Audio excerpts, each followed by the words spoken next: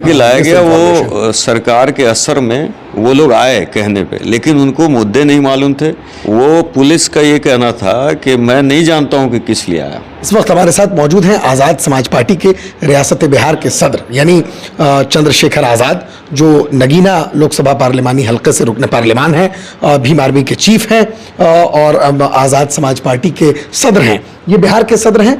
बहुत इस्तकबाल आपका फ़िक्र नज़र टीवी पर। बहुत शुक्रिया आपका और दर्शकों का भी। आप अभी आप इमारत तशरीफ़ लाए, हज़रत को मुबारकबाद पेश करने, हज़रत से मुलाकात हुई, क्या तासुरात हैं?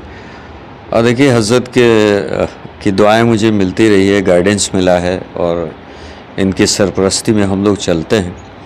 और चूँकि माजी के 2 दिनों में जिस तरह की हरकतें करने की कोशिश की गई उसमें भी मैं मौजूद रहा और खड़ा रहा, तो चूँकि मैं जानता हूँ कि इतना बड़ा इदारा है और हज़रत की क़ुरबानी है और जिस तरह से वो खिदमत करते हैं कौम की, तो वैसे में हम सब का खड़ा होना भी लाजमी था। आज असल ईद की मुबारकबाद भी देनी थी और दूसरा मकसद ये था कि राष्ट्रीय अध्यक्ष भाई चंद्रशेखर आज़ाद जी ने भी बड़ा फ़िक्रमंद थे और उन्होंने मुझे ज़ाती तौर पे भेजा कि आप जाएं और उनसे ये कहें, यकीन दिलाएं कि हम उनके साथ खड़े हैं हर परेशानी में और हर ज़रूरत में। तो उनका एक ये पैगाम भी था जो मुझे।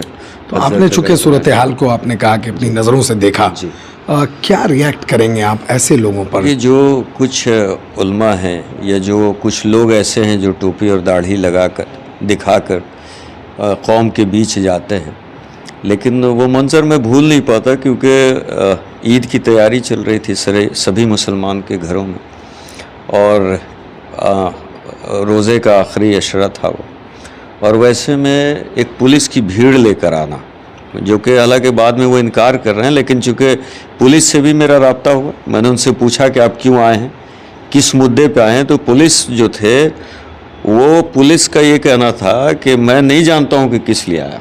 अच्छा जी, पुलिस को भी ऐसा महसूस हुआ कि गुमराह करके लाया गया, कुछ गुमराह करके लाया गया। वो सरकार के असर में वो लोग आए कहने पे, लेकिन उनको मुद्दे नहीं मालूम थे, वजह नहीं मालूम था, किस लिए आए हैं, कौन इसके बानी हैं ये भी नहीं मालूम था। ये लोग पूछ भी रहे थे मुझसे कि कौन पुराने कौन नए, क्या मामला, वो पुलिस मुझसे। बहुत बहुत शुक्रिया आपका, आपने खास वक्त दिया, फिर मुलाकात होगी, शुक्रिया।